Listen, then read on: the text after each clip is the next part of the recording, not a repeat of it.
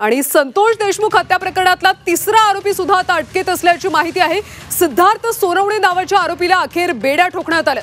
Location देत असल्याच्या सिद्धार्थ सोनवणेवर आरोप आहे।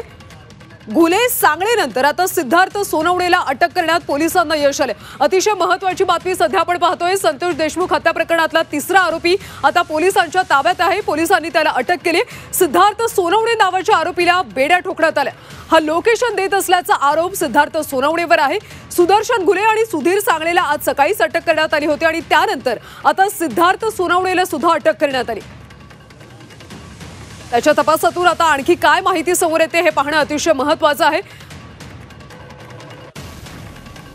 सविस्तर अपडेट्स घेऊयात आमचे प्रतिनिधी विष्णू बुर्गे यांच्याकडून। विष्णू, पोलिसांचा तपास सध्या वेगात सुरू असल्याचं पाहायला मिळते, कारण सिद्धार्थ सोनवणेला सुद्धा अटक करण्यात आली।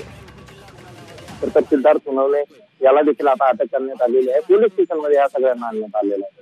तर त्यांची वैद्यकीय तपासणी केली आहे। पुन्हा एकदा वैद्यकीय तपासणी करून पोलीस स्टेशनमध्ये या सगळ्या आरोपींनी पुन्हा एकदा सखोल चौकशी सुरू असल्याची माहिती आहे।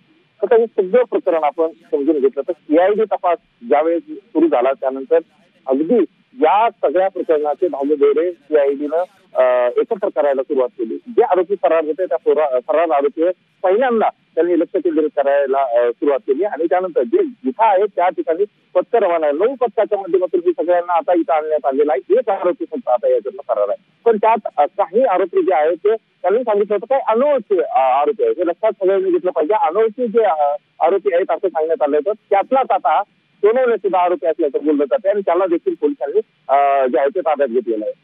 या ठिकाणी 3 महत्वाचे प्रमुख मुद्दे आहेत की एसआयटी चौकशी करत आहे, सीआयडी चौकशी करत आहे, त्याचबरोबर पोलीस देखील तपास काम करत आहे, तपासामध्ये मदत करत आहे। त्यामुळे या तिन्हीच्या माध्यमातून या प्रकरणामध्ये वेग आलेला आहे आणि या सगळ्या प्रकरणामध्ये आता पोलीस स्टेशनमध्ये या तिघांना ठेवण्यात आलेलं आहे। त्या ठिकाणी चौकशी सुरू आहे आणि चौकशीनंतर या सगळ्यांना न्यायालयामध्ये हजर करण्यात येणार आहे।